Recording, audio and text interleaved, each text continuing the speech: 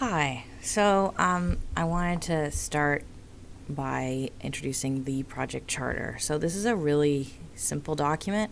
It's essentially how you introduce the idea that you want to start looking at something or start a project.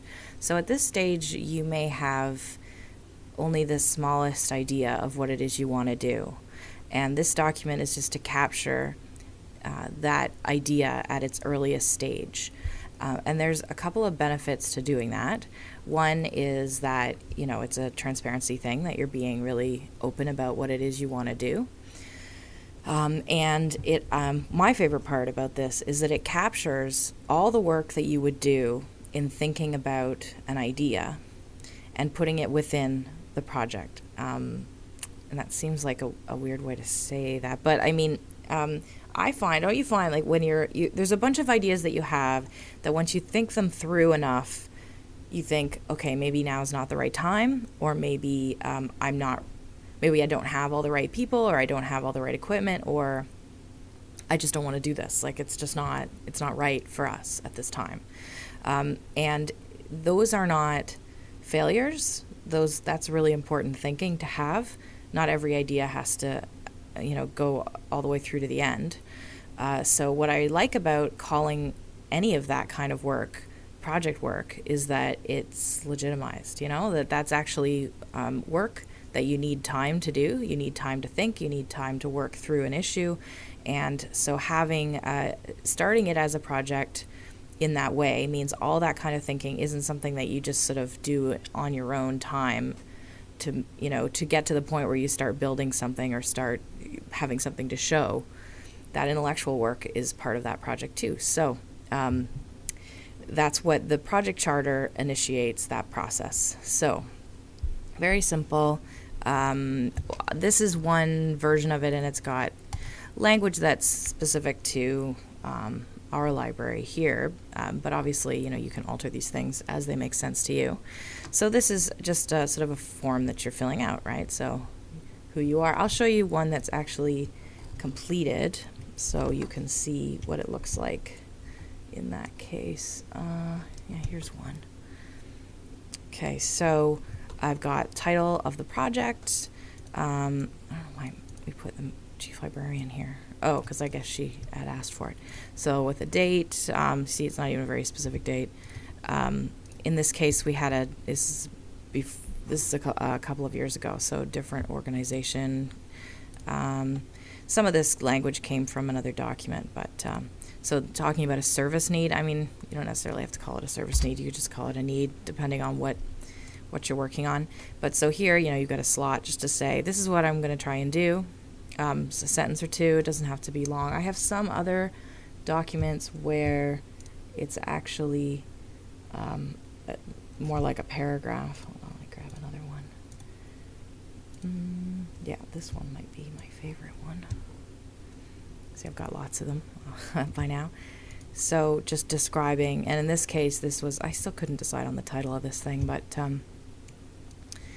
explaining our situation. So in this case, science librarians giving the same instruction multiple times.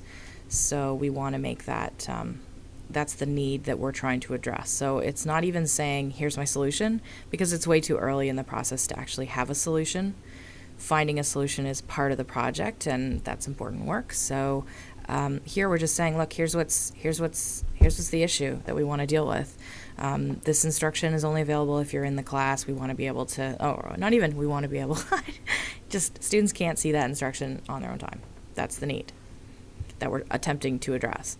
So then the next bit here is your anticipated benefits, and it's very early. So you can blue sky to a certain degree, or you don't have to know everything yet. You're just sort of saying, here's the need, addressing it would accomplish these things, and that's just bullet points. So you can see here I was including all kinds of benefits. In a corporate environment, you might think about those as financial, but I almost never am thinking financially. It's another thing my brain doesn't do terribly well. So I have things like the fact that this is going to help face-to-face teaching, that it's going to put content online, that it would help librarians need less prep time for sessions involving this kind of content.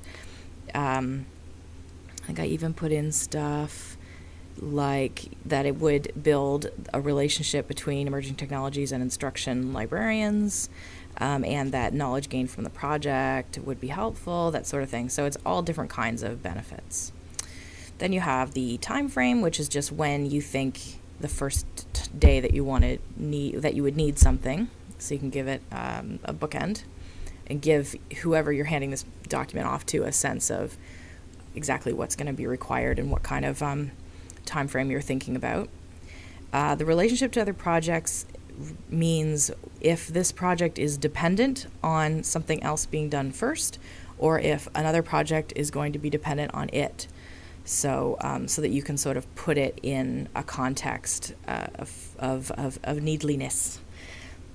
And the critical issues are things, so this is where when we're talking about failures and preventing failures, critical issues is where you can address immediately if there's certain things that you know, and it's really early days. So in this case, I knew that we were going to require certain kinds of equipment, and that was an issue because I think at that point we needed to buy things. The fact that it was going to require people's time, and in many institutions, including mine, people's time is sort of the hardest thing to get. So that when I was originally formulating this idea, that time was the most critical thing that I was worried that we may or may not be able to get. So I addressed it there. There's 3 items on there, so that's obviously not all the risks, but it were the ones that I could see immediately, like these are things we need to consider.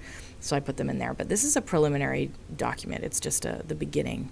So what happens with this document, usually in my case, I will talk about a project I'm thinking about with my supervisor or people that I think want to be interested in it, or would be interested in participating, and just say, hey, what do you think about doing this? The same way that I would without, I guess, before I had the document, just talk to everybody and see, well, what do you think, and what do you think we're trying to do here? And then I formulate it by writing this up. I can do this in about 10 minutes at this point. But once I have the document, then I can hand that in. I'll show that to anybody that I think is interested in the project, and then hand it to the supervisor who would be sort of authorizing the time and resources and all that. And at that point, I'm handing it off just to say, here's the thing I'm thinking about. Here's what we would like to address. And then between us, and verbally, I can even say, like, I kind of think this is the thing we want to do. A potential solution, because I usually have the solution in mind immediately, but I don't want to put that in writing yet because I may change my mind and we may discover things along the way. So just that, but usually I'll say, kind of thinking about making some videos to do this, want to explore it a little bit more. What do you think?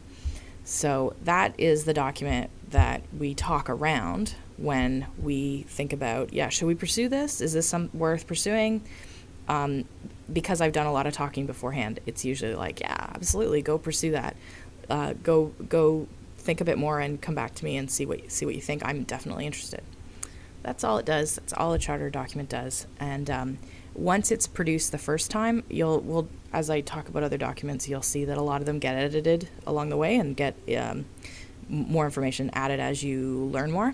This document doesn't change. This is done as soon as you've had that initial conversation and got either the first yay or nay. So that is the project charter.